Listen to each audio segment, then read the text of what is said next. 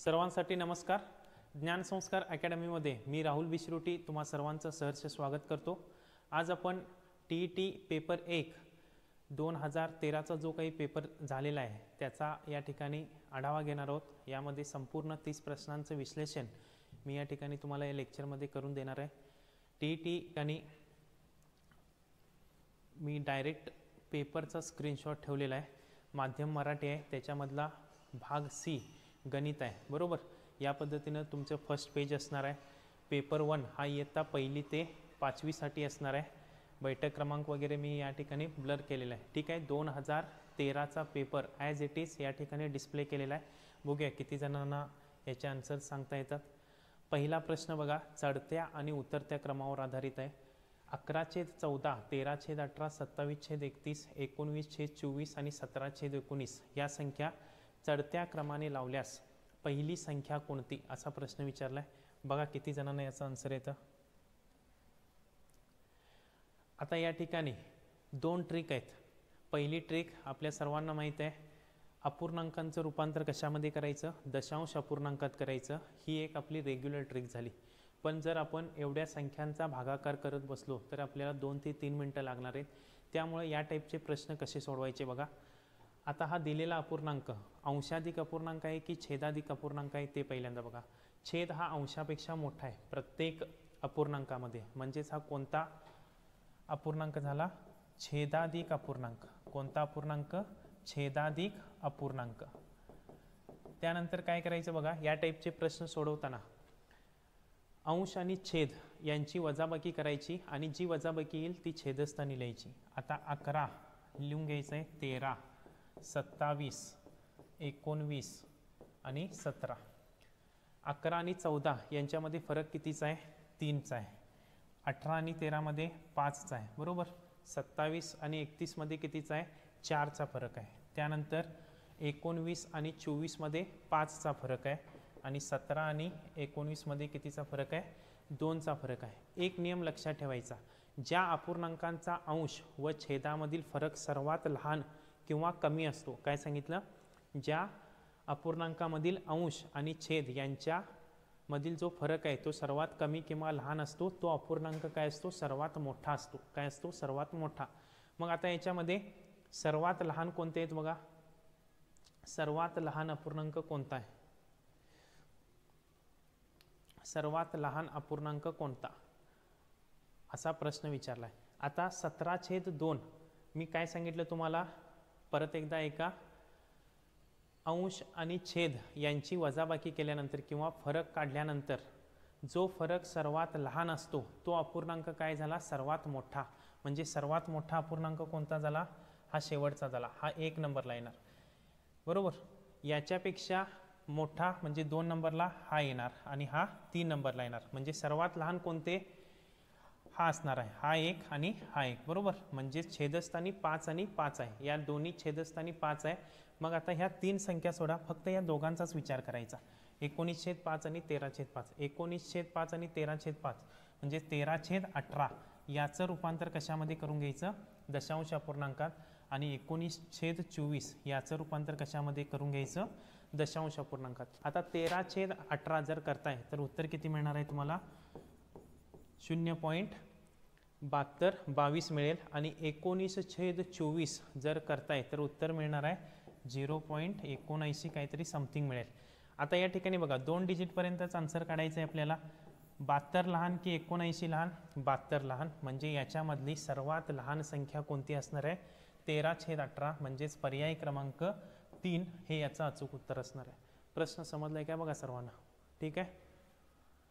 प्रश्न समजलाय. 13/18 ही काय झाली, चढत्या क्रमाने लावल्यास, चढता क्रम म्हणजे सर्वात लहान संख्या पहिली येणार, बरोबर. पहिली संख्या कोणती असणार आहे, 13/18. क्लिअर. चला पुढे जातोय मी. 4, 8, 9, 2 यातील प्रत्येक अंक एकदाच वापरून तयार होणाऱ्या 4 अंकी जास्तीत जास्त संख्या किती, असा प्रश्न, सिंपल प्रश्न आहे. बघूया किती जणांना येतोय. किती अंक आहेत बघा, 4 अंक आहेत. 4, 8 आणि 9, 2, बरोबर. आता या टाईपचे प्रश्न कसे सोडवायचे, जास्तीत जास्त 4 अंकी जास्तीत जास्त किती संख्या तयार होतील म्हटलं, बरोबर. याच्यामध्ये शून्य नाही आहे, शून्य असेल तर दुसरा नियम आहे. त्या टाईपचा प्रश्न आल्यानंतर मी तो एक्सप्लेन करेन. आता किती अंक आहेत, 4. 4 फॅक्टोरियल फाइंड आउट करायचं. या टाईपच्या प्रश्नामध्ये 4 फॅक्टोरियल, 5 असेल तर 5 फॅक्टोरियल. 4 फॅक्टोरियल म्हणजेच काय, 4 गुणिले 3 गुणिले 2 गुणिले 1 पर्यंत गुणाकार करत यायचा. 4 त्रिकम 12, 12 दुनी 24, 24 एक 24. म्हणजेच उत्तर किती असणार आहे, जास्तीत जास्त किती संख्या तयार होतील, 24 संख्या तयार होतील. किती संख्या तयार होणार आहेत, 24. ठीक आहे, सिंपल प्रश्न आहे. पुढचा प्रश्न बघा, चला बघूया हा प्रश्न किती जणांना येतोय. संख्या प्रणाली हा जर टॉपिक तुमचा क्लिअर असेल तर या प्रश्नाचं उत्तर तुम्हाला विदिन सेकंडमध्ये आलं पाहिजे. सर्वात लहान विषम संयुक्त संख्या आणि 2 अंकी सर्वात मोठी मूळ संख्या यांची बेरीज विचारली. आता संयुक्त संख्या कशाला म्हणायचं, मूळ संख्या सोडून, मूळ संख्या 25 बाजूला काढा. 1 ही मूळ ही संख्या नाही आणि संयुक्त नाही, म्हणजे 1 सोडा, 1 सोडला, 2 सोडला, 3 सोडला. 4 ही पहिली संयुक्त संख्या आहे, पण ती विषम आहे का, नाही. ती कोणती आहे, सम आहे. 5 ही मूळ संख्या आहे, 6 ही संयुक्त संख्या आहे पण ती सम आहे. त्यानंतर 7 ही मूळ संख्या आहे, 8 ही संयुक्त संख्या आहे पण ती सम आहे. म्हणजे सर्वात लहान विषम संयुक्त संख्या कोणती असणार आहे, सर्वात लहान विषम संयुक्त संख्या कोणती, 9 असणार आहे. कोणती असणार आहे, 9. आणि सर्वात मोठी 2 अंकी मूळ संख्या, सर्वात मोठी 2 अंकी मूळ संख्या कोणती असणार आहे सांगा, 97. या दोघांची बेरीज करा, किती येणार आहे, 106. म्हणजेच पर्याय क्रमांक 2 हे याचं अचूक उत्तर असणार आहे. पर्याय क्रमांक 2. क्लिअर आहे कन्सेप्ट, नोट डाऊन करून घ्या. सर्वात लहान विषम संयुक्त संख्या, प्रश्न कसा बघा फिरवून टाकलाय. सर्वात लहान संयुक्त संख्या म्हटलं तर 4 येणार. समसंयुक्त म्हटल्या समसंयुक्त संख्या म्हटली तरी 4. विषम म्हटलंय त्यामुळे विषम संयुक्त संख्या कोणती आहे, 9 आहे. आणि सर्वात मोठी 2 अंकी मूळ संख्या किती, 97. 97 आणि 9 यांची जर बेरीज करताय तर उत्तर किती येणार, 106. क्लिअर. चला पुढे जाऊया आपण. पुढचा प्रश्न बघा, दशमान परिमाण या घटकावर विचारलेला आहे. हा प्रश्न मी तुमच्याकडून सॉल्व करून घेतला होता ज्यावेळी आपलं लेक्चर चालू होतं, त्यावेळी या प्रश्नाचं उत्तर किंवा हा प्रश्न मी तुम्हाला सोडवून दिला होता. बघा किती जणांना जमतोय. यासाठी एक ट्रिक सांगितली होती तुम्हाला, काय, मिस डे डवाक. कोणती, मिस डे डवाक, बरोबर. मी म्हणजेच काय, मिली, सेंटी, डेसी. आता इथं ग्राम घेतले त्यामुळे मध्ये ग्राम घ्या, ग्राम, लिटर, मीटर असं होतं, बरोबर. त्यानंतर ड म्हणजेच काय, डेका, हेक्टो आणि किलो. डेका, हेक्टो आणि किलो, बरोबर. ज्यावेळी आपण डाव्या बाजूला सरकतो त्यावेळी काय असणार आहे, गुणाकार, आणि उजव्या बाजूला जातो त्यावेळी भागाकार. आता या ठिकाणी बघा, किलोग्रॅमचं कशामध्ये कन्वर्जन करायचं आहे आपल्याला, ग्राममध्ये करायचं आहे. 0.9 किलोग्रॅम म्हणजे 0.9 गुणिले किलोग्रॅम कुठं आहे, हा किलो इकडे आहे, किलो टू ग्रॅम, 1 2 3, किती शून्य येणार एकावरती, 3 शून्य. इथपर्यंत क्लिअर आहे. वजा चौकटी कंस 3.5 हेक्टोग्रॅम, हेक्टो या ठिकाणी हेक्टो आहे, हेक्टो टू ग्राम, 1 2 ग्राम म्हणजेच 3.5 गुणिले एकावरती 2 शून्य. त्यानंतर हे अधिक चिन्ह आहे, अधिक 22.5 डेकाग्रॅम, डेका टू ग्राम, 1 घर सोडून आहे म्हणजेच 10 येणार, चौकटी कंस पूर्ण, अधिक 9.25 हेक्टोग्रॅम, हेक्टो टू ग्राम पर्यंत किती आहे बघा, 9.25 गुणिले 100. आता या सर्वांची काय करा, बेरीज, गुणाकार, वजाबाकी करा. काय येते बघा, 0.9 गुणिले जर किती करताय, 1000 करताय तर उत्तर किती येणार, 900 येणार, बरोबर. वजा चौकटी कंसात 3.5 गुणिले 100 करा, किती येणार, 350. त्यानंतर अधिक 22.5 गुणिले 10, 225, अधिक 9.25 गुणिले 100, 925. हे सॉल्व करा. 900 वजा 350 आणि किती 225 यांची बेरीज करा, किती होणार, 575 होईल. 3 4 5 50 आणि 25 अधिक 925. हे सॉल्व करा बघा. 900 वजा 575 अधिक 925 जर करताय तर उत्तर किती मिळणार आहे तुम्हाला? 1250 ग्राम मिळणार आहे. किती? 1250 ग्राम. पर्यायामध्ये कुठं दिसतोय का बघा? पर्याय क्रमांक 2 हे याचं अचूक उत्तर असणार आहे. प्रश्न समजलाय सर्वांना? जर समजला नसेल याच्यावरती व्हिडिओ आहे, दशमान परिणाम हा टॉपिक, परिमाण हा टॉपिक परत एकदा बघायचा आहे. रेकॉर्डेड सेशनमध्ये तुम्हाला हा मिळून जाईल. क्लिअर? पुढे जातोय मी. पुढचा प्रश्न, चला घड्याळावरचा प्रश्न आहे. घड्याळ, फासा हे जे काही प्रश्न आहेत पेपर 1 मध्ये ते मी क्वेश्चन पेपर सिरीजमध्येच कव्हर करून घेणार आहे. याच्यावरती सेपरेट लेक्चर घेणार नाही आहे. एका घड्याळात 8:20 आणि 9:08 या दोन्ही वेळी मिनिट काटा आणि तास काटा यात होणाऱ्या कोणांच्या मापातील फरक विचारला आहे. आता ज्यावेळी आपल्याला कोन काढायचा असतो त्यावेळी एक फॉर्म्युला नोट डाऊन करून घ्या. फॉर्म्युला तुम्हाला माहीत असेल, मागच्या वेळी सुद्धा आपण मागच्या वेळी जे आमच्या बॅचला विद्यार्थी होते त्यांना मी शिकवलं होतं. 30H फॉर्म्युला 30H वजा 11/2m हा फॉर्म्युला नोट डाऊन करून घ्या. ज्यावेळी तुम्हाला कोन काढायचा असेल 30H वजा 11/2m हा फॉर्म्युला नोट डाऊन करून घ्यायचा आहे.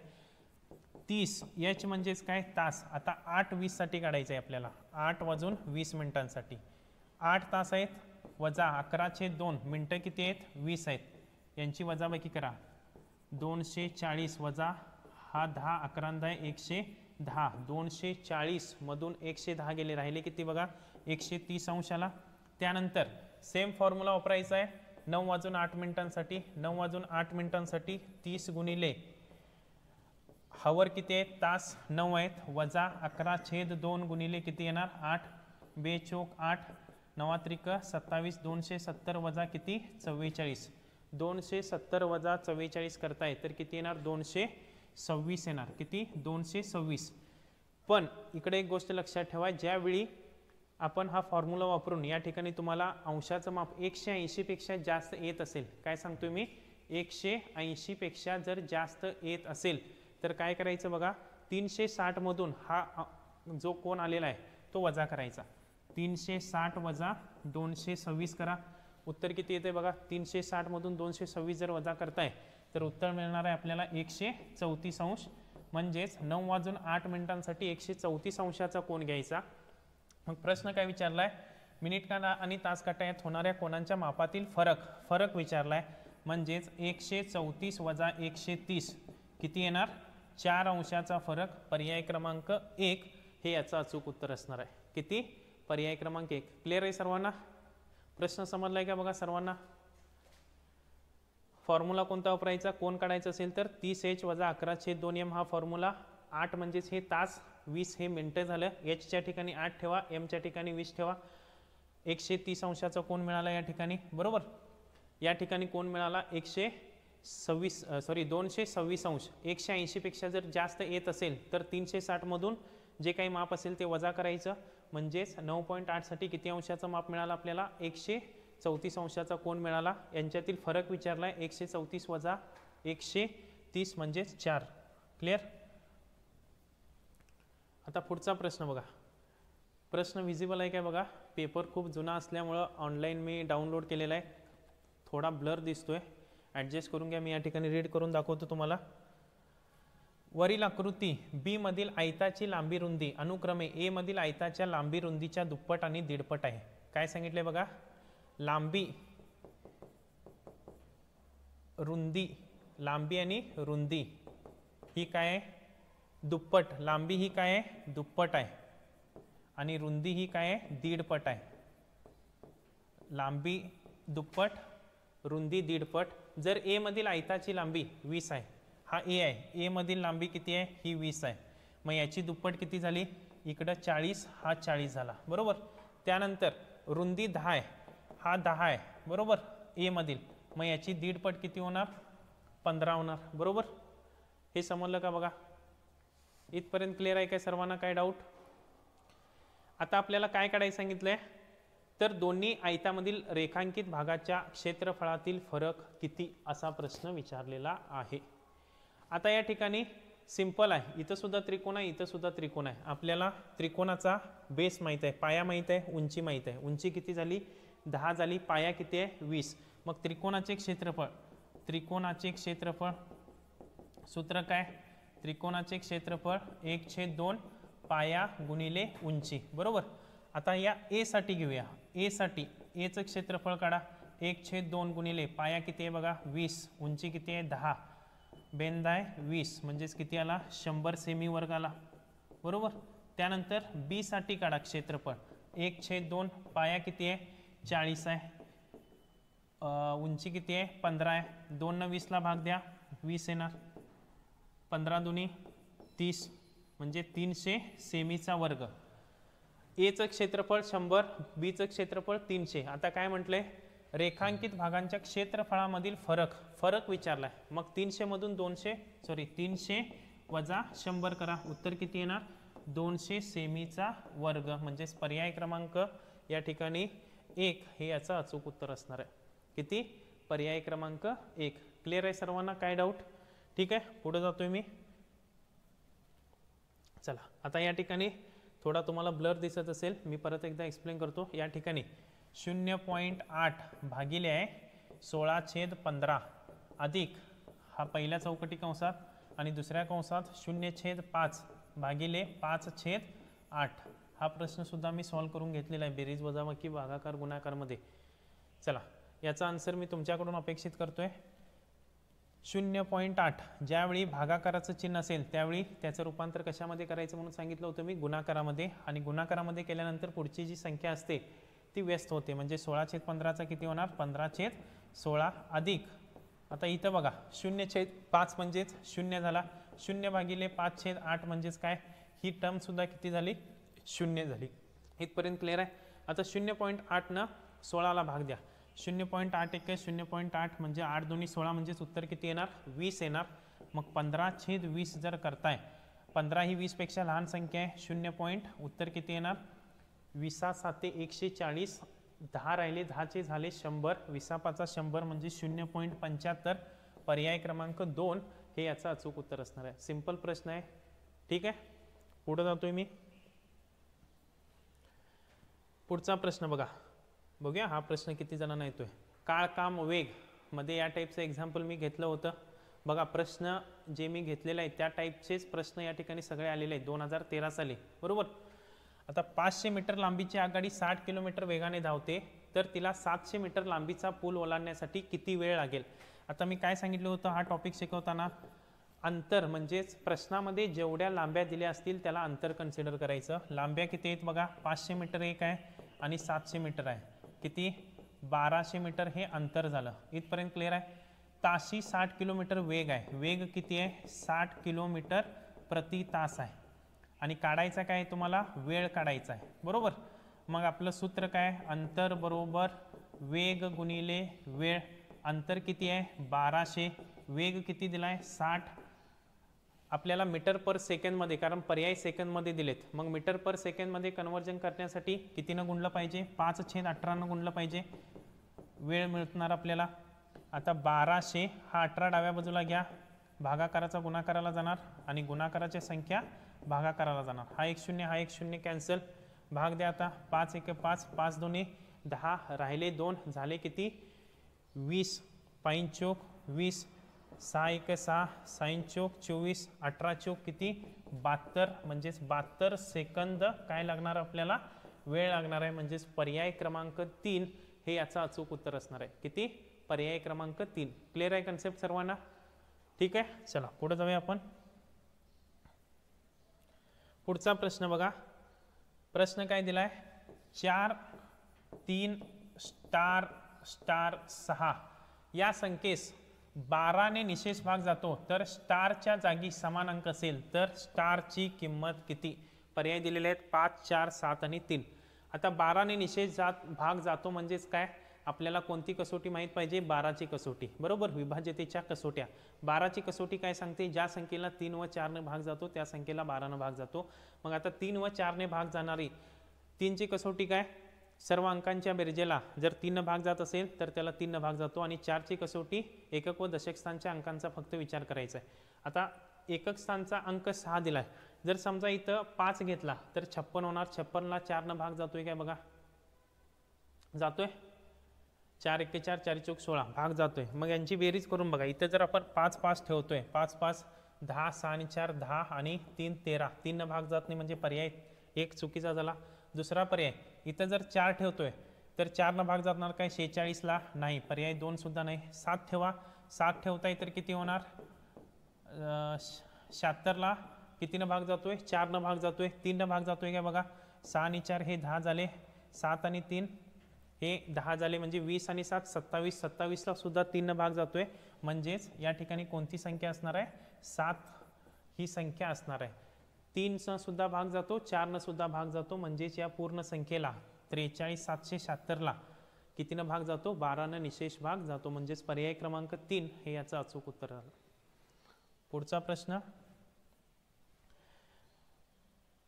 आता हा प्रश्न बघा. 2011 साली गांधी जयंती रविवारी होती तर त्याच वर्षातील प्रजासत्ताक दिनाचा वार कोणता. दिनदर्शिकावरती पेपर 1 मध्ये हमखास एक प्रश्न विचारला जातो. याच्यासाठी एक ट्रिक आहे. हे जे चार्ट दिसतात हे चार्ट नोट डाऊन करून घ्यायचे आहेत. हा चार्ट सुद्धा मी ग्रुपला पाठवेन, काही इश्यू नाही. लक्ष द्या फक्त या ठिकाणी. आता या ठिकाणी बघा शतक, कोड, रविवार, सोमवार, शनिवारपर्यंत, महिना आणि कोड असे कोड तुम्हाला तोंडपाठ करावे लागणार आहेत. 1600 ते 1699, 1700, 1800, 1900, 2000 ते 2099 प्रश्न तुम्हाला याच्यावरतीच विचारले जातात. 1900 ते 2099 पर्यंत. हे बाकीचे काही लक्षात ठेवला नाही तरी चालेल, पण हे कोड बघा 64 206 हा कोड लक्षात ठेवा. रविवार, सोमवारपासून रविवारला 0 कन्सिडर करायचं. 1 2 3 4 5 6. आता हे कोड कसे लक्षात ठेवताय बघा. 0 3 361 462 50 35 या पद्धतीने जरी लक्षात ठेवला तरी हे कोड तुमच्या लक्षात राहतील. ठीक आहे. आता गांधी जयंती रविवारी होती 2011 साली. गांधी जयंती कधी असते 2 ऑक्टोबर बरोबर. आपल्याला याच्याशी काही देणं घेणं नाही, फक्त 2011 लक्षात ठेवा. तर त्याच वर्षातील प्रजासत्ताक दिन, प्रजासत्ताक दिन म्हणजेच किती 26 जानेवारी बरोबर. 26 जानेवारी 2011 रोजी कोणता वार असेल असा प्रश्न विचारलाय बरोबर. आता या टाईपचे प्रश्न कसे सोडवायचे, सिंपल प्रश्न आहेत. चार्ट बघा परत एकदा प्रिपेअर करून घ्या चार्ट. ठीक आहे. आता पहिल्यांदा काय करायचं, दिलेला ही जी तारीख आहे 26 आहे तशी लिहायची. त्यानंतर जानेवारी महिना, जानेवारी महिन्यासाठी कोड कोणता आहे बघा 0 आहे तो लिहायचा. त्यानंतर आता 2011 म्हटलंय, 2011 म्हणजेच 2000च्या पुढे येणार ना, 2000 ते 2019 सॉरी 2099 म्हणून हा कोड किती घ्यायचा 2000 साठी 6 कोड घेतला. इथपर्यंत क्लिअर आहे का बघा. पहिल्यांदा 26 ही संख्या घेतली, जानेवारीचा 0, 2011 2000ची ही तर सिरीज आहे 2000 ते 2099 मध्ये तो येणार म्हणून 6 अंक घेतला. त्यानंतर याच्या पुढील इथं 2011 आहे त्यामुळे 11. जर समजा या ठिकाणी 2012 असता तर 2012 घ्यायचा, 2024 असेल तर 24 घ्यायचा, 2025 असेल तर 25 घ्यायचा. अधिक आता 11ला काय करायचं बघा, ही जी शेवटची संख्या आहे इथं 11 आहे, 11ला कितीनं भागायचं 4 न भागायचं. कितीनं भागायचं 4 न भागायचं. 4 न पूर्ण भाग जातो का नाही. पूर्ण भाग कितीपर्यंत जातो 4 2 8. जो पूर्ण भाग जातो ती संख्या फक्त इथं लिहायची. समजते. जर समजा या ठिकाणी 13 असता, 13/4 असता, मग चारित्रिकम 12 म्हणजेच या ठिकाणी किती लिहिला असता तुम्ही 3 लिहिला असता. इथपर्यंत क्लिअर आहे. आता या सगळ्यांची बेरीज करा. 26 6 11 आणि 2 यांची बेरीज करा. बेरीज किती येते 45. किती येते 45. आलेल्या बेरजेला 7 न भागायचं. किती न भागायचं 7 न भागायचं. 7 न भाग द्या. 7 5 35, 7 सक्क 42. राहिले किती, बाकी किती राहते बघायची. बाकी किती राहते 3 बाकी राहते.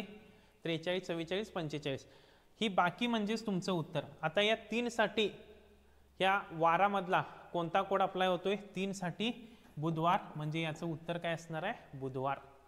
प्रश्न समजलाय का बघा. प्रश्न समजलाय का.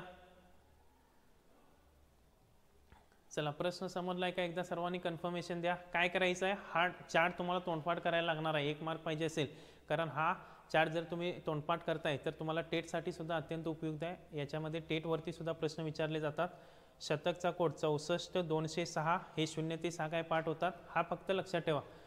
0 3 361 462 50 आणि 35 या पद्धतीनं. पहिल्यांदा काय करायचं, आता आपल्याला बेसिक माहीत पाहिजे प्रजासत्ताक दिन कधी असणार आहे 26 जानेवारी 11च काय घेतला, कारण त्याच वर्षातील म्हटले म्हणून 11 घेतला, बरोबर. 26 आहे तसा लिहायचा. जानेवारीचा कोड 0, जर फेब्रुवारी असेल तर इथं 3 लिहायचा.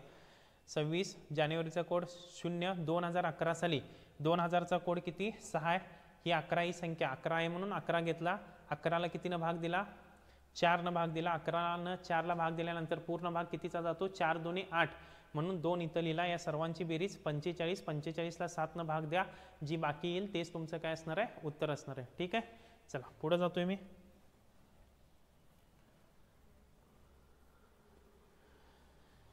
हा प्रश्न बघा जमतोय काय. एका आयताकृती बागेला 5 वेढे असलेले तारेचे कुंपण करण्यासाठी प्रति मीटर किती खर्च येतो, 10 रुपये. याप्रमाणे 17,000 रुपये खर्च येतो. खर्च किती आला, एकूण 17,000 रुपये खर्च आलाय, बरोबर. प्रति मीटर किती आहे, 10 रुपये आहे. बागेची रुंदी किती आहे, 50 मीटर आहे. रुंदी 50 मीटर. किती वेढे घातलेत, 5 वेढे घातलेत. तर 2 टोकामधील अंतर किती, हे असं आयत आहे, बरोबर. रुंदी दिली तुम्हाला 50, या 2 टोकामधील अंतर काढायचं आहे. म्हणजेच काय काढायचे, लांबी काढायची आहे, बरोबर. आता लांबी कशी काढणार सांगा बघूया. आता तारेची एकूण लांबी काढून घ्या पहिल्यांदा. तारेची एकूण लांबी कशी मिळणार, एकूण खर्च किती आलाय, 17,000. प्रति मीटर खर्च किती आहे, 10 रुपये आहे, बरोबर. 17,000 भागिले 10 करा, 1 0 1 0 कॅन्सल, म्हणजेच किती 1700 मीटर झाले. ही तारेची एकूण लांबी 1700 मीटर झाली, बरोबर. आता किती वेढे घातलेत, 5 वेढे घातलेत. 5 वेढे मिळून म्हणजेच 5 वेळा गुंडाळल्यानंतर 1700 मीटर झालं. मग एकाचे काढा, 1700 भागिले 5 करा. 1700 भागिले 5 जर करताय तर उत्तर किती येणार, 340, बरोबर. 340 मीटर येणार. इथपर्यंत समजलं काय बघा. आता ही 340 ही पूर्ण एक वेड्याची आहे, म्हणजेच ही काय झाली, तुमची परिमिती झाली. परिमिती किती झाली, ही 340 झाली. आता आयताची परिमिती सूत्र काय, आयताची परिमिती बरोबर 2 लांबी अधिक रुंदी.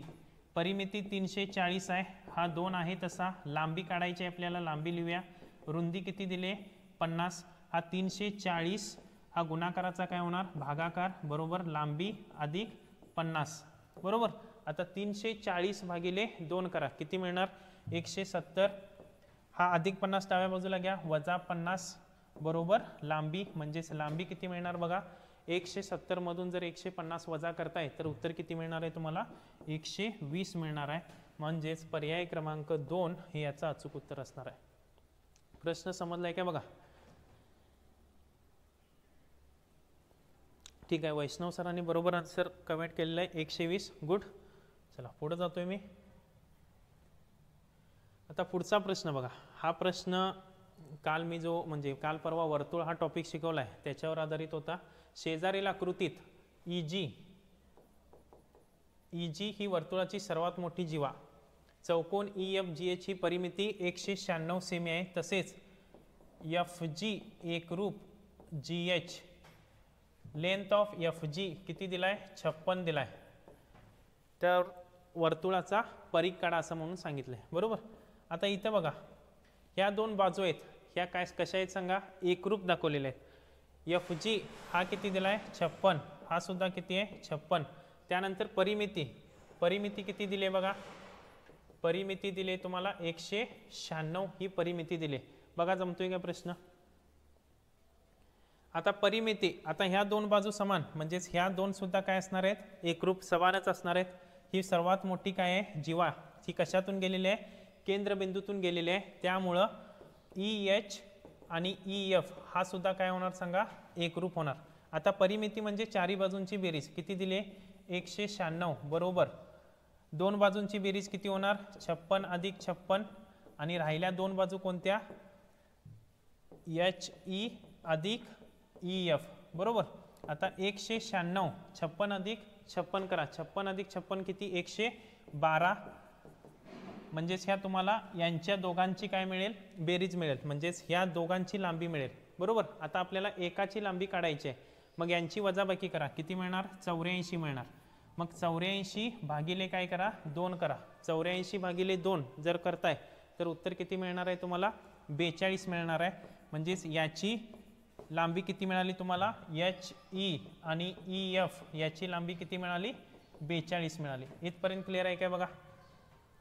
आता या ठिकाणी एक नियम लक्षात ठेवायचा, परिघाच्या दोन टोकावर काय सांगतोय लक्ष द्या, परिघाच्या दोन टोकावर जर कोन काढला तर तो किती अंशाचा असतो, 90 अंशाचा असतो. किती अंशाचा असतो, 90 अंशाचा कोन असतो परिघाच्या दोन टोकावर. म्हणजेच हा कोन किती असणार आहे, 90 अंशाचा. म्हणजेच इथं काटकोन त्रिकोण तयार होतो. हा 56, हा 42. काटकोनासमोरील बाजू कर्ण. पायथागोरसचा प्रमेय वापरा. म्हणजेच या ठिकाणी आपल्याला EG ची किंमत मिळेल. EG ची किंमत म्हणजेच काय, हा कर्ण झाला. EG चा वर्ग बरोबर पहिली बाजू 42, 42 चा वर्ग अधिक 56 चा वर्ग. 42 चा वर्ग करा, किती येतोय बघा, 42 चा वर्ग 1764 काहीतरी येईल. आणि 56 चा जर वर्ग करताय तर तो 3136 येईल. किती, 3136. या दोघांची बेरीज करा. 3136 आणि 1764 जर बेरीज करताय तर 4900. म्हणजेच EG ची किंमत किती येते, 70 येते. 49 वर्गमूळ 7, या 2 शून्याऐवजी 1 शून्य. EG ची किंमत किती झाली, 70 झाली. आता आपल्याला काय काढायचं आहे, परीघ काढायचा आहे. परीघ बरोबर काय, फॉर्म्युला पाय डी. हा फॉर्म्युला माहित आहे तुम्हाला. पायची किंमत 22/7 गुणिले 70. हा परीघ मिळाला आहे. 7 × 7, 7 70. 22 गुणिले 10 किती, 220. पर्यायामध्ये 220 कुठं दिसतोय काय बघा. या ठिकाणी पर्याय दिलेले नाहीत बहुतेक. हा आहे, सॉरी, खाली आहेत. 220 किती आहे, 220 सेमी. पर्याय क्रमांक 2 हे याचं अचूक उत्तर आहे. प्रश्न समजलाय का. पहिल्यांदा काय केलं बघा, एक नियम याच्यामध्ये लक्षात ठेवायचा. वर्तुळाच्या परिघावर काय सांगितलं मी तुम्हाला मगाशी, परिघाच्या दोन टोकावर जर कोन काढले तर ते किती अंशाचे असतात, 90. म्हणजेच काटकोन असतात, हे लक्षात ठेवा. आता हा 56 दिला, हा 56 दिलाय तुम्हाला. हे दोन्ही कोन एकरूप आहेत. ही जी काही जीवा आहे बरोबर, व्यास हा केंद्रबिंदूतूनच जातो. म्हणजेच या दोघांची मापंसुद्धा समान असणार आहेत. परिमिती दिलेले 196. परिमिती म्हणजेच काय, चारी बाजूंची बेरीज. त्यापैकी 2 बाजूंची बेरीज आपल्याला माहित आहे. 2 बाजूंची बेरीज किती मिळाली, 84. एका बाजूची बेरीज काढण्यासाठी 84ला 2 न भागा, 42 मिळणार. मग या ठिकाणी काटकोन त्रिकोण तयार होतो. काटकोन त्रिकोण म्हणजे पायथागोरसचा प्रमेय वापरा. त्याच्यावरून कर्ण काढून घ्या. 70 कर्ण मिळाला. हा कर्ण म्हणजेच काय झाला, व्यास झाला. परिघाचं सूत्र काय, पाय डी. पाय डी फॉर्म्युला 22/7 गुणिले 70. 7 न 70ला भाग द्या, 10 येणार. 22 आहे 220. क्लिअर. पुढे जातोय. आता या ठिकाणी बघा, सिंपल प्रश्न आहे हा. प्रश्न कशावर तयार सांगा, रोमन संख्या L गुणिले M छेद C अधिक V बरोबर किती. बघा, सॉरी, भागिले आहे त्या ठिकाणी, अधिक नाही, भागिले घ्या. भागिले करेक्शन करून घ्या. बघा, याचा आन्सर तुम्ही कमेंट करायचा आहे.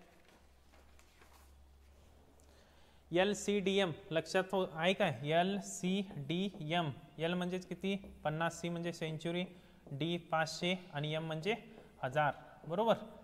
L ची किंमत किती आहे बघा, 50 गुणिले M किती आहे, 1000. C ची किंमत 100 भागिले V म्हणजेच किती, 5 ना. या 2 शून्य, या 2 शून्य कॅन्सल. 50 गुणिले 10 किती, 500. 500 भागिले 5, 5 × 1 5 म्हणजे 100. 100ला काय म्हणतो आपण, C म्हणतो. म्हणजेच पर्याय क्रमांक 3 हे याचं अचूक उत्तर असणार आहे. किती, पर्याय क्रमांक 3. ठीक आहे. चला पुढे जाऊया. आता पुढचा प्रश्न बघा, x/15 काय सांगतोय, x/15 ही एक विषम संख्या आहे. कोणती संख्या आहे, विषम. या संख्येनंतर क्रमाने येणारी 13वी समसंख्या कोणती. 13वी समसंख्या कोणती असा प्रश्न विचारलेला आहे. दिलेल्या, एक नोट डाऊन करून घ्या, दिलेल्या विषम संख्येनंतर क्रमाने येणारी nवी जर समसंख्या असेल, दिलेल्या विषम संख्येनंतर क्रमाने येणारी nवी समसंख्या जर काढायला सांगितली तर त्याच्यासाठी एक फॉर्म्युला आहे. दिलेली विषम संख्या, दिलेली विषम संख्या अधिक 2n वजा 1 करायचा. काय करायचा, दिलेली विषम संख्या अधिक 2n वजा 1. दिलेली विषम संख्या कोणती आहे, x/15 आहे, अधिक 2 n म्हणजेच किती घेणार सांगा, 13वी संख्या, 13 वजा 1 बघा काय येणार x/15 अधिक 13 दुने 26 वजा 1 किती 25. आता x/15 अधिक 25 पर्यायामध्ये कुठं आहे का, नाही आहे. छेद 15 करून घेतलाय म्हणजेच काय करायला पाहिजे सांगा, छेद 15 करून घेतलेला आहे म्हणजेच कशानं गुणायला पाहिजे, 15नं गुणायला पाहिजे. 15नं गुणा किंवा तिरकस गुणाकार केला तरी चालेल. बघा काय येणार, तिरकस गुणाकार करा, x अधिक 25 गुणिले 15 जर करताय तर किती येणार 375 येणार. 375 भागिले 15 1 15, x अधिक 375 भागिले 15 कुठं दिसतोय का बघा, x अधिक 375 भागिले 15 म्हणजेच पर्याय क्रमांक 1 हे याचं अचूक उत्तर असणार आहे. किती, पर्याय क्रमांक 1. हे नोट डाऊन करून घ्या. दिलेल्या विषम संख्येनंतर क्रमाने येणारी n वी समसंख्या दिलेली विषम संख्या अधिक 2n वजा 1 या टाईपचे प्रश्न आपण अंकगणिती श्रेणी या टॉपिकमध्ये बघितलेले आहेत. हा थोडासा वेगळा प्रश्न दिलाय. ठीक आहे, पुढचा प्रश्न बघा 27.487 27.487 या संख्येतील उजवीकडील 7 ची स्थानिक किंमत म्हणजे या 7 ची स्थानिक किंमत डावीकडील 7 च्या स्थानिक किमतीच्या किती पट नसेल म्हटलंय. काय म्हटलंय, नसेल. म्हणजेच 4 पर्याय, हा 10 चा वजा तिसरा घात आहे, हा 0.001 आहे, हा 1/1000 आहे आणि हा 1/10 चा कितवा घात आहे, वजा तिसरा घात आहे. आता या ठिकाणी बघा या 7 ची स्थानिक किंमत किती 7 आणि या 7 ची स्थानिक किंमत 0.007 बरोबर. आता उजवीकडील 7 ची स्थानिक किंमत डावीकडील, पहिल्यांदा कोणता शब्द आला, उजवीकडील, मग उजवीकडील संख्या लिहून घ्या आणि डावीकडील खाली लिहायचं. आता 0.007 पूर्ण संख्येत रूपांतर करण्यासाठी काय करायला पाहिजे, 0.007 ला कितीनं गुणायचं, 1000 न, खाली सुद्धा कितीनं गुणणार, 1000 न गुणा. म्हणजेच किती येणार बघा, वरती अंशस्थानी 7 आला आणि हा खाली 7000 आला. म्हणजेच हेच किती 7 1 7 7 1 7 1/1000. आता 1/1000 पर्याय आहे म्हणजे हे उत्तर येऊ शकतं. आता 1/1000 म्हणजेच किती, हेच कसं लिहू शकतो आपण, 0.001 लिहू शकतो. म्हणजे हे सुद्धा उत्तर बरोबर आहे.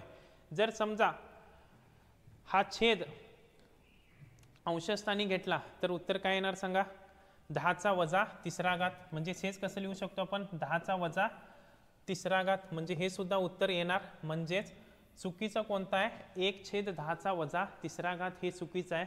म्हणजेच या प्रश्नाचं बरोबर उत्तर कोणतं असणार आहे सांगा, पर्याय क्रमांक 4 हे या प्रश्नाचं बरोबर उत्तर असणार आहे. प्रश्न समजलाय का बघा, याच्यामध्ये 3 पर्याय बरोबर आहेत आणि 1 पर्याय चुकीचा आहे. चुकीचा पर्याय ओळखायचा आहे आपल्याला, कोणता आहे तो, 1/10 चा कितवा घात, चौथा घात. क्लिअर.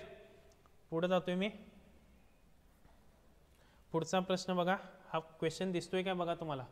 ए किंवा बी तुकडीतील विद्यार्थ्यांना स्वतंत्रपणे पुस्तके वाटली तेव्हा 10 पुस्तके उरतात.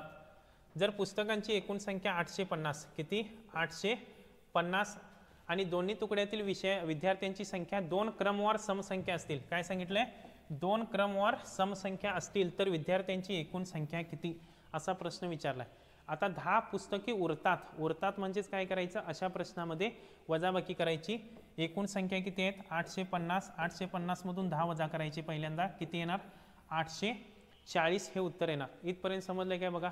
त्यानंतर आता या 840 या संख्येला पर्यायामधील कोणत्या संख्येनं पूर्ण भाग जातो बघायचं. पण त्या 2 संख्या काय असल्या पाहिजेत, सम असल्या पाहिजेत. मग आता 90चे 2 संख्या समसंख्यांच्या रूपांतर करून घ्या. म्हणजेच कसं करायचं, या 90ला 2 न भागा, 90 भागिले 2 करताय तर किती येणार 45. म्हणजेच पहिली संख्या 44, दुसरी समसंख्या लगतची 44 आणि 46 किती होतात बघा 90 होतात का. त्यानंतर दुसरी 82, 82 भागिले 2 करा, सॉरी 82 भागिले 2 किती येणार 2 चौक 8 41. म्हणजेच पहिली संख्या 40, दुसरी संख्या 42. त्यानंतर 78 भागिले 2 करा, किती येणार बघा 2 त्रिक 6, 2 9 18. म्हणजे पहिली संख्या किती 38, दुसरी संख्या 40. ही 78 झाली. 86, 86 भागिले 2 करा, 2 चौक 8, 2 त्रिक 6. म्हणजेच पहिली संख्या 42 आणि दुसरी संख्या किती येणार 44. इथपर्यंत क्लिअर आहे. या दोघांची बेरीज 90 येते, या दोघांची बेरीज 82 येते, या दोघांची बेरीज 78, त्या दोघांची बेरीज 86. आता काय करायचं या टाईपच्या प्रश्नामध्ये, हे जे काही अवयव मिळालेत आपल्याला, दोन संख्या काढलेल्या आहेत, त्या संख्यानं काय 40ला कितीला 840ला भाग गेला पाहिजे. मग कोणत्या संख्येनं भाग जातो बघा, कोणत्या दोन संख्येनं भाग जातो 840ला, कोणत्या दोन संख्येनं भाग जातो बघा, 40 42 जातो, 38 40 जातो, 44 46 की 42 44 भाग जातो. याला कशानं भाग जातोय, 40 आणि 42नंच फक्त पूर्ण भाग जातोय. म्हणजेच याचं उत्तर किती असणार आहे 82. 40 भाग जातो आणि 42 भाग जातो, म्हणजेच पर्याय क्रमांक 2 हे याचं उत्तर असणार आहे. प्रश्न समजलाय का बघा. या टाईपचे प्रश्न या पद्धतीने तुम्हाला सोडवावे लागणार आहेत. ठीक आहे, पुढे जातोय. पुढचा प्रश्न सगळ्यात सोपा प्रश्न आहे. मुलांचे वय वडिलांच्या वयांच्या 3/7 पट आहे. किती पट, 3/7 पट. जर दोघांच्या वयातील फरक किती आहे, फरक 40 आहे, तर 10 वर्षांनी म्हटलंय, 10 वर्षांनी मुलाचे वय वडिलांच्या वयाच्या किती पट असेल, मुलाचे वय वडिलांच्या वयाच्या किती पट असेल. आता सिंपल आहे, यामध्ये कुणाचं वय x म्हणायचं, वडिलांचे वय x म्हणायचं. वडिलांचे वय काय म्हणलं आपण x, मग मुलग्याचं वय किती असणार सांगा. मुलाचे वय वडिलांच्या वयाच्या 3/7 पट आहे, म्हणजे 3/7x. हे पडतंय का बघा, इथपर्यंत क्लिअर आहे. त्यानंतर जर दोघांच्या वयातील फरक म्हटलाय, फरक म्हणजे वजाबाकी, x वजा 3/7x बरोबर किती दिलेला आहे फरक 40. हे इक्वेशन सॉल्व करा. x वजा 3/7x बरोबर 40. जर सॉल्व करताय तिरकस गुणाकार, याचा छेद 1 7 गुणिले x 7x वजा 3x गुणिले 1 3x छेद 7 बरोबर 40. 7 वजा 3 किती 4x बरोबर 40 गुणिले 7 बरोबर. आता x बरोबर 40 गुणिले 7 हा गुणाकाराचा भागाकार, 4 40, x ची किंमत किती 70. वडिलांचे वय किती आलं बघा, वडिलांचे वय 70 आणि मुलाचे वय किती असणार आहे 3/7 गुणिले 70 करा, 7 70 म्हणजेच मुलाचं वय 30 झालं बरोबर. मुलाचे वय 30 आणि वडिलांचे वय 70. आता प्रश्न काय विचारलाय 10 वर्षांनी, मग वडिलांचं वय 10 वर्षांनी किती होणार 70 अधिक 10 करा 80 होणार, आणि मुलाचं वय किती होणार 30 अधिक 10 40 होणार. इथपर्यंत क्लिअर आहे सर्वांना. मुलाचे वय वडिलांच्या वयाच्या किती पट असेल, मुलाचं आणि वडिलांचं, पहिल्यांदा मुलगा आलाय त्यानंतर वडील, म्हणून मुलाचं पहिल्यांदा घ्यायचं अंशस्थानी, वडिलांचं छेदस्थानी. 0 0 कॅन्सल, 4 1 4 4 2 8 म्हणजेच 1/2 हे याचं अचूक उत्तर असणार आहे, पर्याय क्रमांक 3. क्लिअर आहे सर्वांना. ठीक, चला वैष्णव सरांनी बरोबर आन्सर दिले. पुढचा प्रश्न, एक वस्तू विकल्याने विक्रेत्याला 4% तोटा. जर वस्तूची विक्री किंमत 550 रुपयाने वाढवली, 550 रुपयाने वाढवली तर 6% नफा होतो. 6% काय झाला नफा. यावरून वस्तूची मूळ किंमत काढा. सिंपल प्रश्न आहे. 4% तोटा म्हणजे 100ला किती 96, 6% नफा म्हणजे 100ला किती 106. या दोघांमधला फरक काढायचा. या दोघांमधला फरक कितीचा 10% आहे समजा. 96 106 मधून 96 गेले, 10% राहिले. आता हे 10% म्हणजेच किती रुपये 550 रुपये नफा झाला ना, किंमत वाढवल्यामुळं 550 रुपये नफा झाला. तर 100% म्हणजे किती, किती शून्य द्यायची 1 शून्य द्यायची, म्हणजेच उत्तर किती येणार 5500. 5500 हे काय असणार आहे याचं उत्तर असणार आहे. सिंपल आहे प्रश्न, काही अवघड नाही. 10 सेकंदामध्ये याचं उत्तर मिळून जाईल. 4% तोटा म्हणजे 96, 6% नफा म्हणजे 106. किंमत वाढवल्यामुळं 550 रुपये फायदा झाला, म्हणजे 10%ला 550, तर 100%ला किती 1 शून्य वाढवा 5500. क्लिअर. पुढे जातोय. पुढचा प्रश्न बघा. श्यामजवळ 520, 50 आणि 1000 रुपये आणि 100 रुपये किमतीच्या समान संख्येत नोटा असून एकूण रक्कम किती आहे 78490 रुपये. जर त्याने 50 रुपये आणि 500 रुपये किमतीच्या नोटा बँकेत भरल्या तर त्याच्याजवळ किती रक्कम शिल्लक राहील. आता याचा आपण एक्स नोटा आहे तसं कन्सिडर करूया बरोबर. आता 500 रुपये म्हणजेच काय करायचं 500x अधिक 20x अधिक 50x अधिक 1000x अधिक 100x या सगळ्यांची बेरीज किती होते सांगा 78490 रुपये होते. किती होते 78,490 रुपये होते। या सगळ्यांची बेरीज करा, किती येते बघा बेरीज, या सगळ्यांची बेरीज करा। 500, 20, 50, 1000 आणि 100 यांची जर बेरीज करताय तर 1670 x येणार आणि हा 78,490। याच्यावरून आपल्याला कशाची किंमत काढायची आहे, x ची किंमत काढायची आहे। 78,490 भागिले 1670 जर करताय तर उत्तर किती मिळतं तुम्हाला, x ची किंमत 47 मिळते। किती मिळते, 47। आता 50 रुपये आणि 500 रुपये किमतीच्या नोटा बँकेत भरलेल्या आहेत, बरोबर। मग 50 रुपये म्हणजेच किती, 50 रुपये 50 गुणिले 47 करा। त्यानंतर किती रुपयाच्या, 500 रुपये, 500 रुपये 500 गुणिले 47 करा। बघा किती झाले, 50 गुणिले 47 करताय तर 2350 आणि इथं एक शून्य द्या, बरोबर ना, 23,500। आता या दोघांची बेरीज करा, 23,500 अधिक 2350, 25,000 किती होणार, 850, 25,850 ही यांची बेरीज झाली। म्हणजे एवढी रक्कम त्याने काय केलेली आहे, बँकेत भरलेली आहे। किती, 25,850 रुपये बँकेत भरलेले आहेत।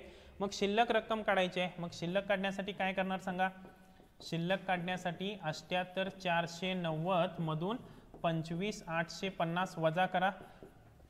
काय ते बघा उत्तर, 78,490 मधून 25,850 जर वजा करताय तर 52,640 रुपये काय राहतात, शिल्लक राहतात। म्हणजेच पर्याय क्रमांक 2 हे याचं अचूक उत्तर आहे। किती, पर्याय क्रमांक 2। ठीक आहे, चला पुढे जातोय मी।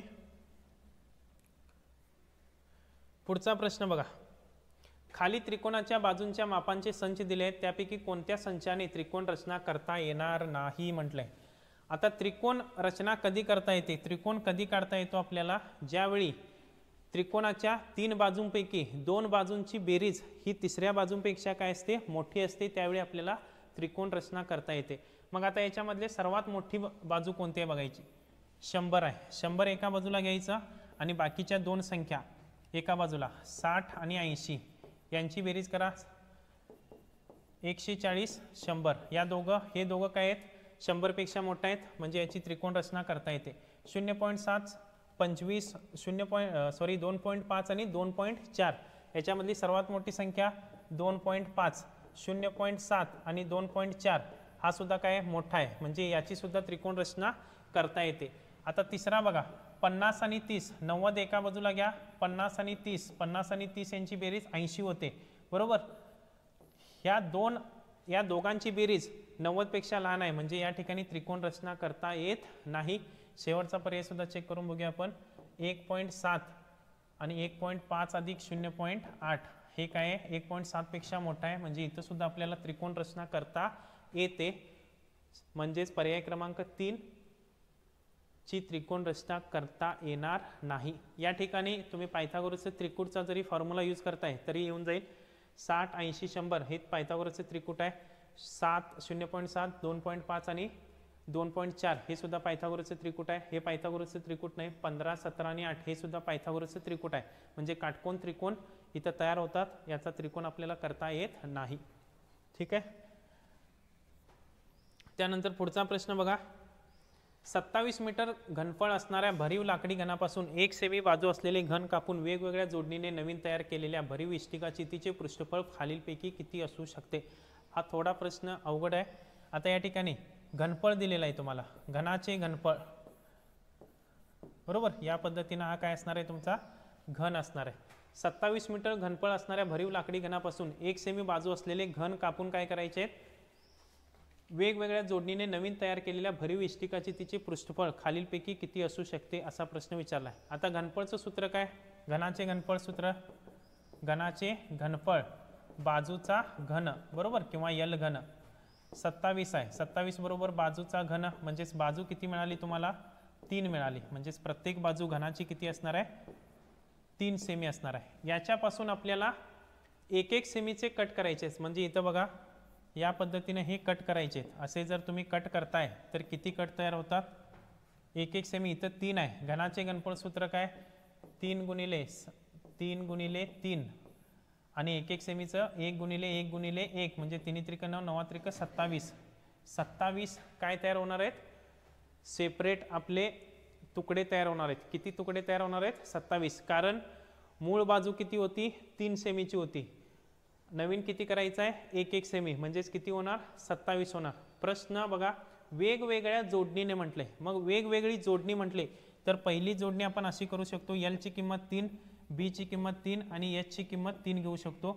दुसरी जोडणी बघा आपण अशी करू शकतो, L ची किंमत 9, B ची किंमत 1 आणि H ची किंमत 3. त्यानंतर तिसरी जोडणी L ची किंमत किती घेऊ शकतो? 27, म्हणजेच पूर्ण लांबी 27 घेऊ शकतो, रुंदी 1 घेऊ शकतो आणि उंची 1 घेऊ शकतो. या तिन्ही पद्धतीनं आपण काय तयार करू शकतो? इष्टिकाची ती तयार करू शकतो. या सगळ्यांचा गुणाकार किती झाला पाहिजे? 27 झाला पाहिजे, एवढं लक्षात ठेवा. 3 त्रिक 9, 9 त्रिक 27, 9 एके 9, 9 त्रिक 27, 27 एके 27, 27 एके 27. आता इष्टिका चितीचे पृष्ठफळ खालीलपैकी किती असू शकते म्हटले. मग इष्टिका चितीचे पृष्ठफळ, इष्टिका चिती हे असे असते. इष्टिका चिती तुमचा बॉक्स वगैरे असेल ना, या पद्धतीनं ही इष्टिका चिती. इष्टिका चितीचे पृष्ठफळ सूत्र काय सांगा, कोणाला माहित आहे का? इष्टिका चितीचे पृष्ठफळ बरोबर 2 LB अधिक BH अधिक LH. हा फॉर्म्युला नोट डाऊन करून घ्या. आता पहिल्यासाठी बघा, 2 LB 3 गुणिले 3 अधिक 3 गुणिले 3 अधिक 3 गुणिले 3. हे जर सॉल्व करताय, 2 गुणिले 3 त्रिक 9, 9 अधिक 9 अधिक 9 किती होणार? 27 गुणिले 2 किती? 54. बरोबर, हा 54 आला.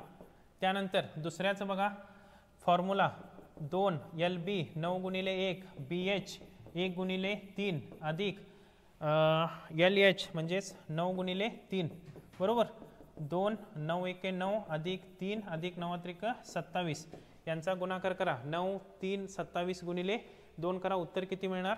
78 मिळेल तुम्हाला. त्यानंतर तिसऱ्याचं जर उत्तर काढताय, 2 27 गुणिले 1 त्यानंतर अधिक 1 गुणिले 1 अधिक 27 गुणिले 1, 2 27 अधिक 1 अधिक 27. बरोबर, यांचा जर गुणाकार करताय तर उत्तर किती मिळणार आहे तुम्हाला? 110 मिळणार आहे. किती? 110. मग किती असणार आहे बघा? 78 उत्तर आलेलं आहे आपलं, 110 सुद्धा आलेलं आहे आणि 54 सुद्धा आलेला आहे. म्हणजे तिन्ही पर्याय बरोबर आहेत. त्या ठिकाणी कोणकोणते? अ, ब आणि क हे तिन्ही पर्याय काय झालेले आहेत? त्या ठिकाणी बरोबर आहेत. प्रश्न समजलाय का बघा? ठीक आहे, पुढे जातोय मी. हा बघा, कोण व कोणाचे प्रकार. आपण परवा दिवशीच हा टॉपिक अभ्यासलेला आहे. आता या ठिकाणी काय सांगितलंय? रेषा x समांतर y, x आणि y एकमेकींना समांतर आहेत. रेषा m समांतर रेषा l, m आणि l या एकमेकींना समांतर आहेत. तर आकृतीत दिलेल्या माहितीवरून कोण a चं माप काढा, म्हणजे याचं माप काढायचं आहे. कोण a किती? बघा जमतोय का प्रश्न? आता या ठिकाणी बघा, हा त्रिकोण, या त्रिकोणामध्ये या बाजू काय दाखवलेत तुम्हाला? समान दाखवलेत एक. बरोबर, सिंगल लाईन मारलेले आहेत, म्हणजेच या बाजूंची मापक आहेत, समान आहेत. या कोणाचं माप काय दिलंय? 80. जर बाजू काय असतील? समान असतील किंवा एकरूप असतील तर त्यांच्या समोरील कोण सुद्धा काय असणार आहेत? एकरूप असणार आहे. हा नियम मी तुम्हाला सांगितलेला आहे. त्रिकोणाच्या तिन्ही कोणांच्या मापांची बेरीज 180 अंश असते. एका कोणाचं माप 80 दिले, म्हणजेच राहिले किती? 100. म्हणजेच या कोणाचं माप 50 झालं, या कोणाचं माप 50 झालं. हे समजलं काय बघा? हा 80 दिलाय. समोरासमोरील बाजू समद्विभुज त्रिकोण आहे.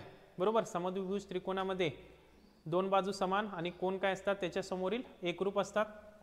हा 50, हा 50, हा 50चा विरुद्ध कोण? हा 50 झाला. बरोबर, त्यानंतर आता चौकोनाचा गुणधर्म आपल्याला माहित आहे. आंतरकोनांच्या मापांची बेरीज किती असते? 180. म्हणजेच या कोणांची बेरीज, आंतरकोनांची बेरीज किती असते? आंतरकोन बेरीज 180 अंश असते. हा तुम्हाला 50 मिळाला आहे आणि हा पूर्ण याचं माप किती असणार आहे? 50. आणि हा पूर्ण मी इथं डॅश केलाय बघा, इकडं दुसरा कलर घेतो. हा जो रेड शेडेड एरिया दाखवला आहे हा पूर्ण कंस आणि हा 50 याचं माप किती असणार आहे? 180 अंश असणार आहे. मग या ठिकाणी बघा, हा एक कर्ण काढलेला आहे. कर्ण काढला म्हणजे तो बरोबर सेंटरमधून जाणार, म्हणजेच दोन भागात विभाजन होणार. किती भागात विभाजन होणार? 2 भागात. आता यांची किती बेरीज आहे? या दोघांची 50 आणि यांची मिळून 180 आहे. मग 180 मधून हा 50 वजा करा. म्हणजे या पूर्ण कंसाचं माप किती मिळणार बघा, 130 अंश मिळणार. 130 अंश ह्या पूर्ण कंसाचं, याचं माप 130. आता फक्त एचं काढायचं आहे. मग कर्ण टाकल्यामुळं दोन समान भागात काय होणार, त्याचं विभाजन होणार. मग 130/2 करा. 130/2 जर करताय तर उत्तर किती येणार, 65. म्हणजे याचं बरोबर उत्तर किती असणार आहे, 65 अंश. वैष्णव सर म्हणतात की प्रश्नाची काठिण्य पातळी खूप आहे. हो, हा 2013चा जो पेपर आहे, जर पेपर 1च्या दृष्टीनं काठिण्य पातळी खूपच जास्त आहे. ठीक आहे, या टाईपचे प्रश्न विचारले जातात. प्रश्न समजलाय काय बघा. त्यामुळे बेसिक तुम्हाला कोण व कोणाचे प्रकार असतील, चौकोनाचे गुणधर्म, आयताचे गुणधर्म, वर्तुळाच्या ज्या काही बेसिक कन्सेप्ट प्रमेय जे सांगितलेत ते तोंडपाठ असणं गरजेचं आहे. चला पुढे जाऊया आपण. पुढचा प्रश्न बघा. आता या टाईपचे प्रश्न दरवेळी परीक्षेला विचारले जातात, फक्त फिरवून विचारले जातात. आता हा प्रश्न बघा.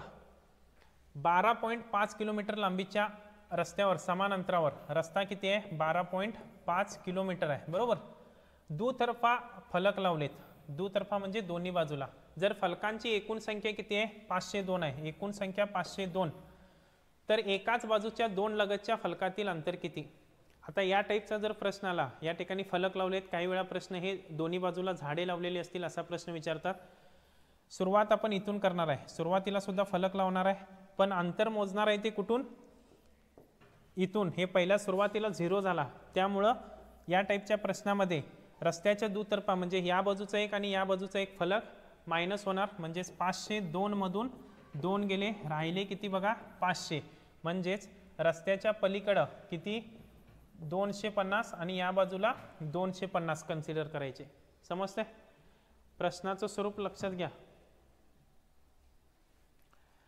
12.5 किलोमीटरचा रस्ता आहे. रस्त्याच्या दुतर्फा काय लावलेले आहेत, फलक लावलेले आहेत, बरोबर.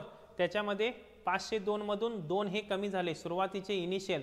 मग ते झाड असून देत, काही असून देत, कारण इथून आपण सुरुवात करतोय, पण ते डिस्टन्स कन्सिडर केलं जात नाही. त्यामुळं कन्सिडर काय करतोय आपण, अंतर. 502 ऐवजी किती फलक कन्सिडर केले, 500. इथपर्यंत क्लिअर आहे का बघा. तर एकाच बाजूच्या दोन लगतच्या फलकातील अंतर, म्हणजेच या दोन फलकातील अंतर काढायचं आहे. आता इथं मीटरमध्ये अंतर दिले, पर्याय मीटरमध्ये दिलेत, पण या ठिकाणी डिस्टन्स तुम्हाला दिले 12.5 किलोमीटर. मग 12.5 किलोमीटरचं रूपांतर कशामध्ये करून घ्यायचं, मीटरमध्ये. 12.5 गुणिले 1000 करा, किती होणार बघा. 12.5 गुणिले 1000 जर करताय तर 12500 होणार. 12500 मीटर झाला, बरोबर. आता 12500 मीटरचा हा टोटल रस्ता झाला. एका बाजूला किती झाडं लावलेले आहेत, 250 झाडे लावले. दोन्ही बाजूला मिळून 500 झाली, एका बाजूला 250. म्हणजेच 12500 भागिले 250 करा. हा एक शून्य कॅन्सल. 25 5 सव्वाशे 50. म्हणजेच 50 मीटर अंतर सोडून एक फलक लावलेले असणार आहे. प्रश्न समजलाय काय बघा. सिंपल आहे प्रश्न. या टाईपच्या प्रश्नामध्ये झाडे किंवा फलक हेच विचारले जातात. आणि जर समजा प्रश्न तुम्हाला असा विचारला, 50 मीटर अंतरावर एक फलक लावलेला आहे आणि अंतर किती दिलेलं आहे, 2.5 किलोमीटर, तर एकूण किती फलक बसतील, तर त्याचं उत्तर तुम्हाला मिळणार 500. आणि सुरुवातीची ही 2 झाडं कन्सिडर करायची. 500 अधिक 2. जर प्रश्न उलटा विचारला तर उत्तरामध्ये 2 मिळवायचा. आणि जर समजा तुम्हाला एकूण झाडे किंवा फलक दिले असतील तर त्याच्यामधून सुरुवातीचे रस्त्याच्या दुतर्फाचे 2 वजा करायचे आणि मग उत्तर काढायचं. क्लिअर आहे. चला पुढे जाऊया. पुढचा प्रश्न बघा. सविताने सोमवारी किती तास, 2 तास 15 मिनिटं, मंगळवारी 1 तास 50 मिनिटं असा एकूण 5 दिवस अभ्यास केला, तर तिचा अभ्यासाचा एकूण कालावधी किती दिवस अभ्यास केलाय बघा, 5 दिवस केलाय. सोमवारी किती केलाय, 2 तास 15 मिनिटं. मंगळवारी किती केलाय, 1 तास 50 मिनिटं, बरोबर. परत बुधवारी, म्हणजे हा सिक्वेन्सच ठेवायचा आहे. 1 म्हणजे पहिल्या दिवशी 2 तास 15 मिनिटं, दुसऱ्या दिवशी 1 तास 50 मिनिटं, परत तिसऱ्या दिवशी 2 तास 15 मिनिटं. गुरुवारी परत किती करणार ती, 1 तास 50 मिनिटं, 50 आहे. त्यानंतर शुक्रवारी परत किती करणार ती, 2 तास 15 मिनिटं. तर एकूण तिचा अभ्यास किती, या सगळ्यांची बेरीज करा, किती होणार, 9.45 उत्तर येईल. आता प्रश्न मिनिटामध्ये, पर्याय मिनिटामध्ये दिलेले आहेत. आता 9 तास 45 मिनिटं, या 9 तास 45 मिनिटाचं रूपांतर कशामध्ये करायचं, तासामध्ये 9 तास 45 मिनटा 9 तास 45चं रूपांतर मिनटामध्ये करा. म्हणजे याला किती न गुणा 60 न गुणा 9 तास 45 60 न गुणा 567 उत्तर येतं बघा 567. पण या ठिकाणी पर्यायामध्ये 9 तास 45 मिनटं सुद्धा त्यांनी दिलेले आहेत. त्यामुळे पर्याय 1 आणि पर्याय 4 सुद्धा बरोबर असू शकणार आहेत. पण याचं जर मिनटामध्ये रूपांतर करताय तर किती येणार 567 मिनिटे येणार. किती 567 मिनिटे. क्लिअर आहे सर्वांना. याचं अचूक उत्तर जर लिहायचं म्हटलं तर 567. हा सुद्धा पर्याय तसा बरोबरच आहे. पुढचा प्रश्न बघा. आता काही वेळा त्रिकोणांची संख्या मोजा, चौरसांची संख्या मोजा असे प्रश्न विचारले जातात. पण ही जी आकृती तुमच्या स्क्रीनवर दिसत आहे याच्यामध्ये कोणताच पॅटर्न फॉलो केलेला नाही, अशीच आकृती काढून दिलेली आहे. मग या टाईपच्या प्रश्नामध्ये आपल्याला सिंगल आकृत्या मोजल्या पाहिजेत. मग आता आकृती मोजताना कशी मोजायची बघा. पहिल्यांदा जेवढे काही चौकोन तयार होतील, त्रिकोण तयार होतील त्याला नेमिंग द्यायचं. ABCDEF बरोबर. आता पहिल्यांदा आपण सिंगल त्रिकोण घेऊया. सिंगल त्रिकोण कुठं तयार होतात बघा. इथं एक होतोय, B ला तयार होतोय, C ला होतोय, D ला होतोय आणि E ला होतोय. म्हणजे एकूण सिंगल त्रिकोण किती झाले इथं बघा. हा एक त्रिकोण तयार झाला, हा दुसरा झाला, हा तिसरा झाला आणि हा चौथा झाला. इथपर्यंत क्लिअर आहे. आता 2 अक्षरामध्ये कुठं त्रिकोण तयार होतोय काय बघा. 2 अक्षरामध्ये 2 अक्षरामध्ये B आणि C होतोय काय. हे दिसणार नाही तुम्हाला स्क्रीनवरती. B आणि C मध्ये त्रिकोण तयार होतोय आणि कुठं तयार होतोय काय बघा. दोघांमध्ये नाही, एक तयार झाला. त्यानंतर तिघामध्ये कुठं तयार होतोय काय बघा. तिघामध्ये इथं तयार होतोय बघा. या तिघामध्ये ABC मध्ये एक त्रिकोण तयार होतोय. त्यानंतर BCD कुठं तयार होतोय. BCD इथं सुद्धा एक त्रिकोण तयार होतोय ना बरोबर. BCD हे किती त्रिकोण तयार झाले 2. या सगळ्यांची बेरीज करा. 4 आणि 2 6 आणि 1 7. म्हणजेच एकूण किती त्रिकोण तयार होणार आहेत या ठिकाणी 7 त्रिकोण तयार होणार आहेत. किती 7. ठीक आहे.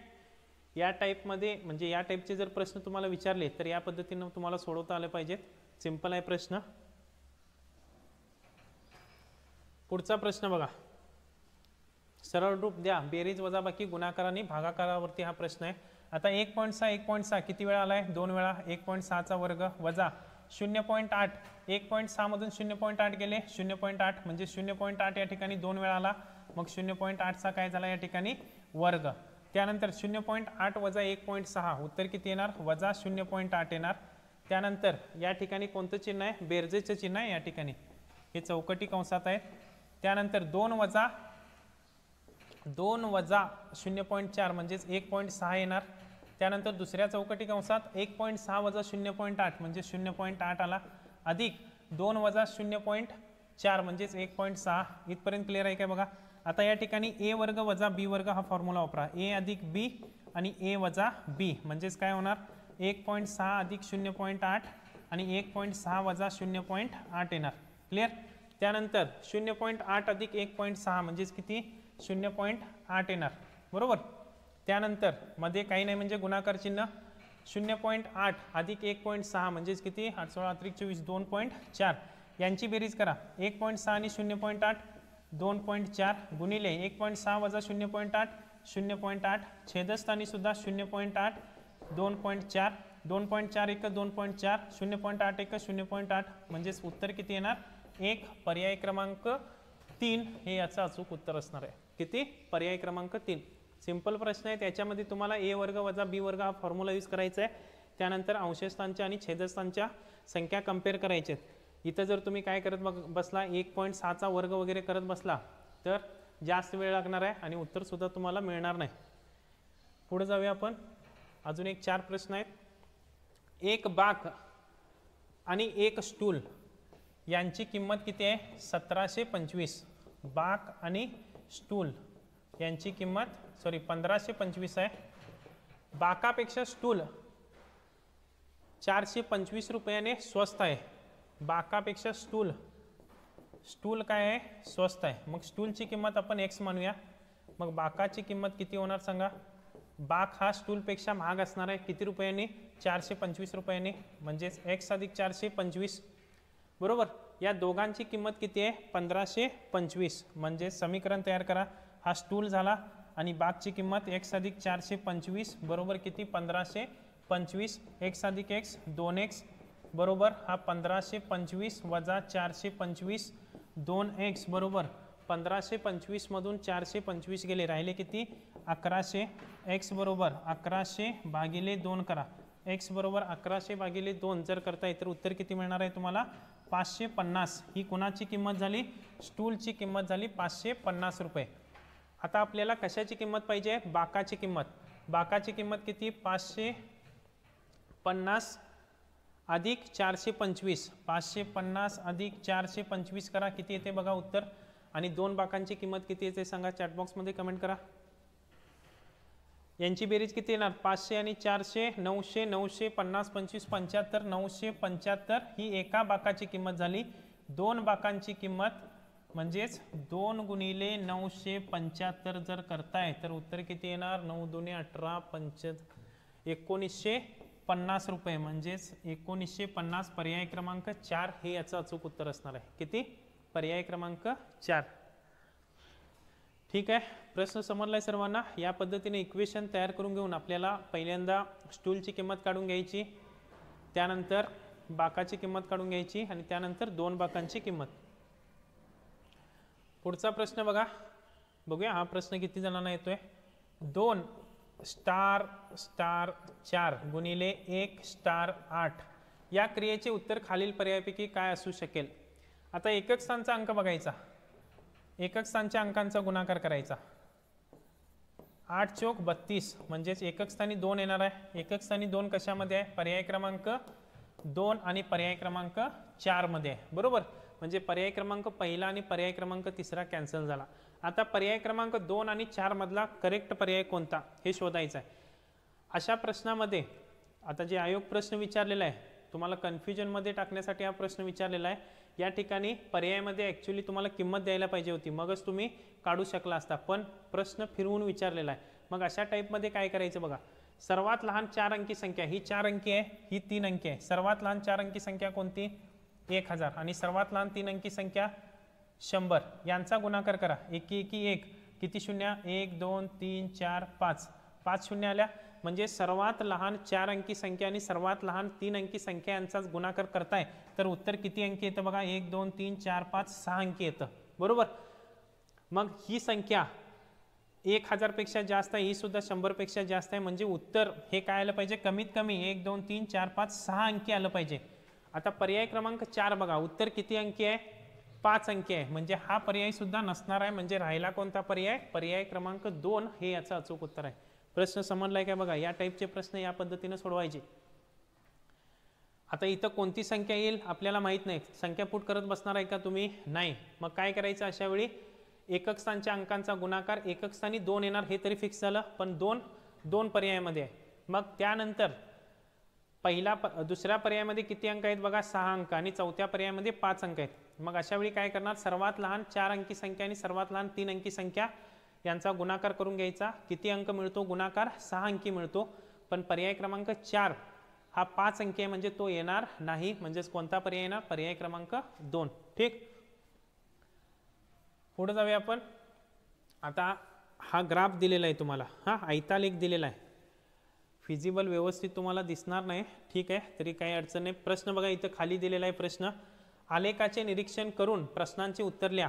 शिरूड गावातील काय सांगितलंय, शिरूड गावातील एकूण साक्षर व्यक्ती, एकूण म्हटलंय विंचूर गावातील एकूण साक्षर व्यक्तीच्या किती पट आहेत.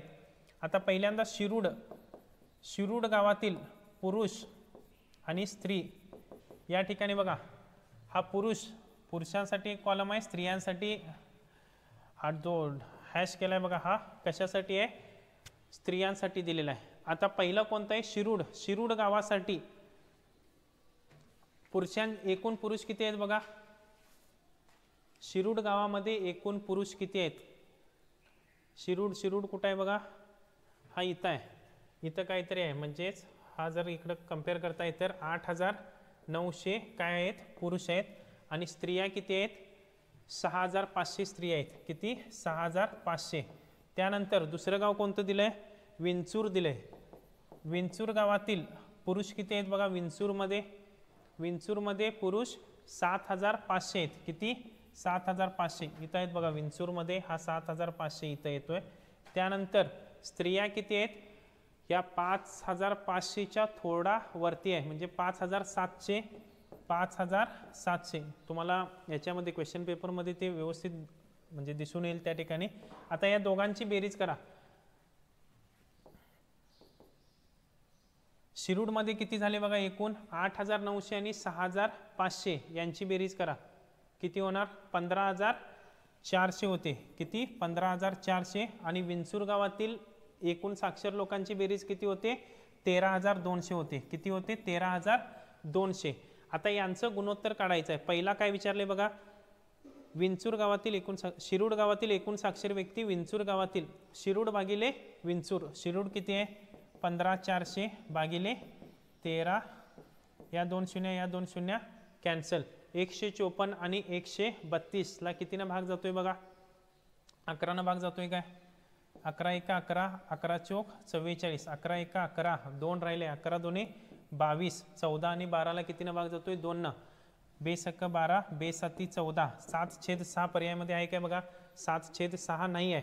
मग पूर्णांकयुक्त अपूर्णांकामध्ये काय होणार 6 1 6 6 आणि 1 7 म्हणजेच 1.1/6 पर्याय क्रमांक 3 हे याचं अचूक उत्तर असणार आहे. ठीक आहे प्रश्न समजलाय काय बघा. त्यानंतर शेवटचा प्रश्न गणित अध्यापन पद्धती संबंधी खालीलपैकी योग्य विधाने किती असा प्रश्न विचारलेला आहे. आता या ठिकाणी बघा विषय विस्तार व संकलन या पायऱ्यांवर उद्गामी पद्धती वापरतात हे विधान बरोबर आहे. उद्गामी व अवगामी पद्धती एकमेकीस काय असतात पूरक असतात हे सुद्धा वाक्य बरोबर आहे. उपयोजन पातळीवर अवगामी पद्धती वापरतात हे सुद्धा बरोबर आहे. उद्गामी व अवगामी पद्धती विरुद्ध पद्धती नाहीत म्हटले हे वाक्य चुकीचं आहे. कारण उद्गामी व अवगामी पद्धती एकमेकीस काय आहेत पूरक आहेत. त्यामुळे हे चौथं वाक्य हे चुकीचं आहे. म्हणजेच या प्रश्नामध्ये किती वाक्य बरोबर आहेत किती विधानं बरोबर आहेत 3 विधानं बरोबर आहेत. म्हणजेच पर्याय क्रमांक 4 हे याचं अचूक उत्तर असणार आहे. ठीक आहे अशा पद्धतीने आपण 2013चा या ठिकाणी प्रश्नपत्रिकेचा आढावा घेतलेला आहे. थोडा पेपर अवघड होता तसं बघितलं तर पण जर तुम्ही परत एकदा सॉल्व करताय तर याच्यापेक्षा अवघड प्रश्न काय त्यानंतर विचारलेले नाही आहेत. त्यामुळे जेवढं शक्य होईल तेवढं PYQ सॉल्व करण्याचा प्रयत्न करा. आज आपण सर्वजण लाईव्ह लेक्चरला जॉईन झालात त्याबद्दल धन्यवाद.